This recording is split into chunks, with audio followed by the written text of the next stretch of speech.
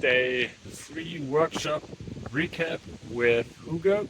So we talked a bit about the goals again for the next quarter, getting a new value-based client, attracting new developers, and specifically focused on strategies, how many what content to post, how much of it each read, what it's roughly about, what is the target persona we want to attract with that, which is software developers who are already building their own project and they're looking to get ahead of getting clients.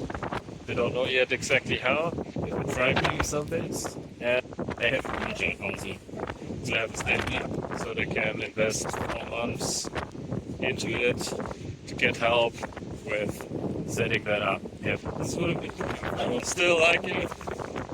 Still way different than back home from Munich in Germany. So I'll take any weather.